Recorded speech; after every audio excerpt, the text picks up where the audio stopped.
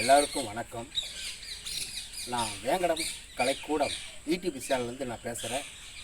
என்னை இது வரைக்கும் 20,000 ரசிகர்கள் பார்த்து கொண்டிருக்கிறாங்க. பார்த்தது இல்லாமல் என்னுடைய குறும்படத்திற்கு நடிப்பதற்கு புதுமுகங்கள் பழைய முகங்களை நான் தேர்வு செஞ்சிட்ருக்கிறேன். என்னுடன் நடிக்க நடிகர்கள் விருப்பம் உள்ளவர்கள் என்னுடைய நம்பருக்கு ஃபோன் செய்யுங்க, நேரடியாக தொடர்பு கொள்ளுங்கள். 83 20 95 82 87 எண்ணுக்கு என்னை தொடர்பு கொள்ளுங்கள். பல்வேறு விழிப்புணர்வு நாடகத்திற்கு நான் குறும்படம் எடுக்க நான் தயாராக இருக்கிறேன். என்னுடன் நடிக்க நடிகர்கள் தான் என்னுடன் இல்லை. அதனால் என்னுடைய வேங்கடம் கலைக்கூடம் அந்த கூத்து பயிற்சி பட்டறையில் சேர விருப்பம் உள்ளவர்கள் என்னை தொடர்பு கொள்ளலாம். அதன் மூலயமா 2 வீடியோவை நான் உங்களுக்கு இப்போ நான் பதிவு செய்கிறேன். சில வசனங்களை நான் பேசி காமிக்கிறேன். எனக்கு நடிக்க தெரியுமான்னு சில கேள்வியெல்லாம் கேட்பாங்க. அதனால் சில நடித்து காட்டுறேன். துரியோதனா, நீ சொன்னாலும் சொல்லாவிட்டாலும் நான் இவளை மானபங்கப்படுத்தத்தான் போகிறேன்.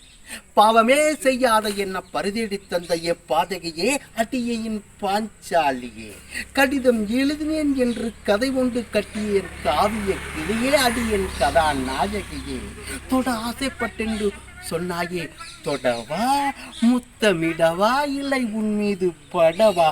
அந்த நிஜ கண்ணனே வந்தாலும் என்னை ஒன்றும் செய்ய முடியாது. உண்மையிலேயே இந்த தவறை செய்துவிட்டு நாளை நான் தண்டனை பெறப் போகிறேன். வாடி என் அத்தை மகளே. இது என்னுடைய முதல் வீடியோ. 2வது, சிங்கத் திருநாடே, சிலந்தை வலையில் சிக்கியது போல் ஒரு கொடி ஆணுக்கும் ஒரு கோழை பெண்ணுக்கு பிறந்தவன் நான். குழந்தை பருவத்திலே வீதியிலே விளையாடியவன். கோவில் வாசப்படியில் தகப்பன் ஒரு பிச்சைக்காரன், என் தாய் ஒரு பைத்தியக்காரி. தங்குமிடம் கோவில், சத்திரம், பேருந்து நிலையம். உடுத்த உடை இல்லை, உண்பதற்கு பட்டி கிடந்து பசியால் பிச்சை எடுத்தார்கள். கல்யாண மண்டபத்திலே உணவை குப்பத்தொட்டி வீசி எரிந்தது போல் என்னையும் தூக்கி எறிந்தார்கள். உழவர்களின் தங்கள் விளைபொருள் விலை இல்லாமல் நெசவாளர்களும் விவசாயிகளும் வியாபாரிகளும் வானத்தை பார்த்தும் பூமியை பார்த்தும் கண்ணீர் வடித்துக் கொண்டிருக்கிறார்கள். பலமான வளர்ந்த இந்திய திருநாட்டிலே ரத்தம் சிந்திய நாம் சுதந்திர மனிதர்கள் எதற்கெடுத்தாலும் அடுத்தவர்களுடைய கையை ஏந்தி நாம் வாழ்ந்து கொண்டிருக்கிறோம். இந்த நிலைமை எப்பொழுது மாறும்? எப்பொழுது மாறும்?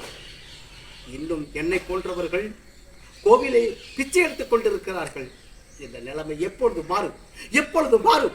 எப்பொழுது மாறும்?